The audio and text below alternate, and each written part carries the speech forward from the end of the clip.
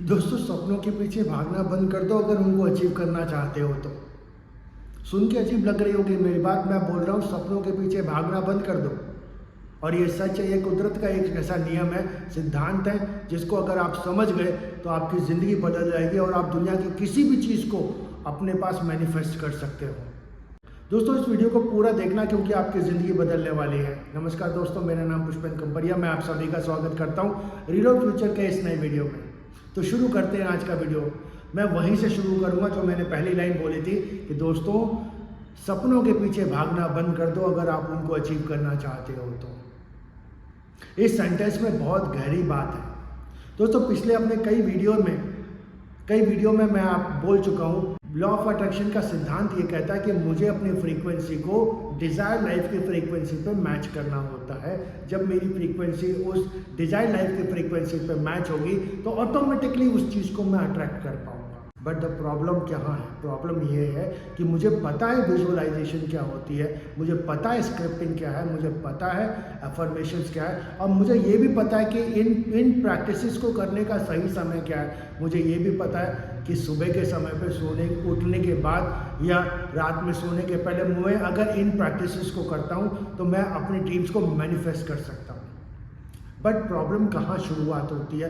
Problem की शुरुआत यहीं से होती है। इतने सालों से, इतने दिनों से अगर हम ये प्रैक्टिसेस को करते आ रहे हैं तो हमारा उस ड्रीम्स, उस डिज़ायर लाइफ के लिए एक अटैचमेंट क्रिएट हो जाता है। ये अटैचमेंट ही हमें अपने ड्रीम्स और डिज़ायर लाइफ से दूर करता है। क्यों? क्योंकि याद रखिएगा, जितना हम किसी चीज़ को इम्पोर्टेंस देते हैं उसको हम अपने से ऊंचे पेडेस्टल पे, पायदान पे रखेंगे। इसका मतलब हम नीचे के पायदान पे और हमारे ड्रीम्स और डिज़ायर लाइफ ऊपर के पायदान पे है। पायदान का मतलब हमारी फ्रीक्वेंसी इस लेवल पे है और हमारी डिज़ायर लाइफ की फ्रीक्वेंसी इस लेवल पे है। तो जब इतना ज़्यादा गैप है हमारी फ्रीक्वेंसी पे तो हम कैसे अपने डिज़ायर लाइफ को अट्रैक्ट कर पाएंगे? ये क्यों है गैप? क्योंकि हम अपने ड्रीम्स और डिज़ायर लाइफ से अटैच हो गए। जब अटैचमेंट होता है तो हमारे अंदर से एक फीलिंग आती है, लैक की फीलिंग मतलब अभी मेरे पास में ये नहीं है। जब हमारे अंदर ये फीलिंग आती है तो हम लिव इन द मोमेंट वाला कॉन्सेप्ट भूल जाते हैं। लिव इन द मोमेंट का कॉन्सेप्ट, मेरे पास आज जो भी है सब मैं ऑलरेडी अपनी ड्रीम्स को अचीव कर चुका हूँ, मैं खुश हूँ, आई एम हैप्पी।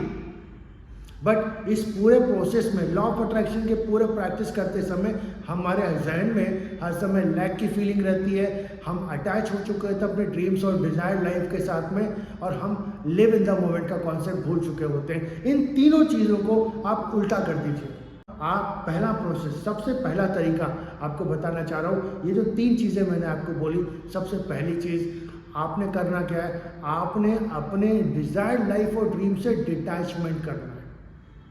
अब ये कैसे करोगे आप? सिंपल सा चीज़ है, आपने सुबह के समय पे विजुअलाइज किया। विजुअलाइज हम क्या करते हैं? विजुअलाइज हम यही तो करते हैं कि वो चीज़ ऑलरेडी मेरे पास में है। तो जब मैं विजुअलाइज कर रहा हूँ कि मेरे पास ऑलरेडी है, तो अगला स्टेप क्या है? बाकी के समय पे पूरे दिन मुझे खुश रहना है क्योंकि मैंने तो अभी विजुअलाइज किया कि मेरे पास में है। लेकिन होता क्या है, मैं उसको उल्टा कर रहा हूँ। मेरे अंदर लैक की फीलिंग आ गई।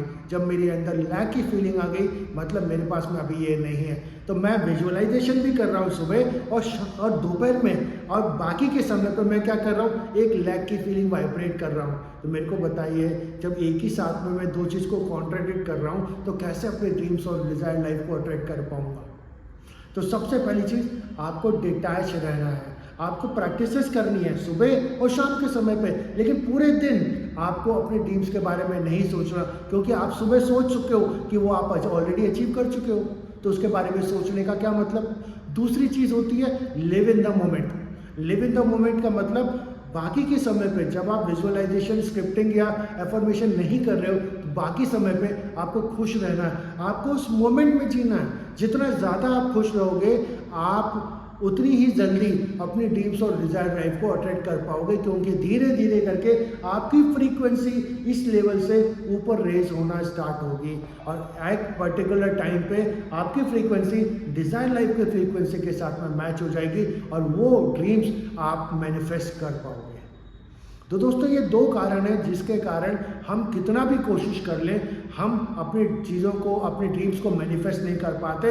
आप अपने ड्रीम्स तभी अचीव कर पाओगे जब कुदरत को लगेगा कि आप उस ड्रीम्स को, उस मैनिफेस्टेशन को हैंडल कर पाओगे।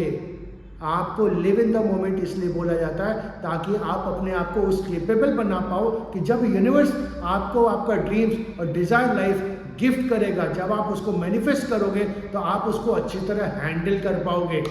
अब आप खुद सोचो, एक 12 साल का लड़का मर्सिडीज मैनिफेस्ट करने की बात कर, मर्सिडीज मैनिफेस्ट करता है, बहुत अच्छी तरह विजुअलाइजेशन करता है, एक 12 साल का लड़का। तो क्या 12 साल के लड़के को यूनिवर्स आज के डेट में मर्सिडीज दे देगी? क्या वो मर्सिडीज को हैंडल कर पाएगा? नहीं कर पाएगा। उसके लिए उस लड़के को अपनी एज के साथ ग्रो करना होगा, उसके साथ अपनी काबिलियत बढ़ानी होगी कि एक समय पे जब कुदरत को लगने लगेगा कि ये मर्सिडीज हैंडल कर पाएगा तो उसके पास मर्सिडीज की चाबी भी आएगी। तो हमें भी वही करना है, हमें लिव इन द मोमेंट का कॉन्सेप्ट फॉलो करना है, हमें खुश रहना है, हमें ये मान लेना है कि हमारा ड्रीम्स हम अचीव कर चुके हैं। जब हम ये दो चीज़ कर लेंगे, डिटैचमेंट और लिव इन द मोमेंट, तो हम ऑटोमेटिकली अपनी वाइब्रेशंस को रेज करेंगे और हमारी फ्रीक्वेंसी उस डिजायर लाइफ के फ्रीक्वेंसी को मैच करेगी। इस पूरे प्रोसेस में हम अपने आप को तैयार करेंगे कि यूनिवर्स हमको वो मैनिफेस्टेशन दे दे। अभी तक बने रहने के लिए आपका बहुत बहुत धन्यवाद। अगर इस वीडियो में आपने कुछ नया सीखा तो इस वीडियो को शेयर जरूर कीजिएगा, अपने दोस्तों तक पहुंचाइए ताकि वो भी अपने ड्रीम्स और डिज़ायर को मैनिफेस्ट कर पाएँ। और अगर आपको कुछ इम्प्रूवमेंट चाहिए और अगर आपको लगता है कि किसी और टॉपिक पर मैं वीडियो बनाऊँ तो कमेंट बॉक्स में ज़रूर लिखिएगा। और अगर अभी तक आपने सब्सक्राइब नहीं किया तो सब्सक्राइब कर लीजिए। Thank you very much, all the best, God bless you.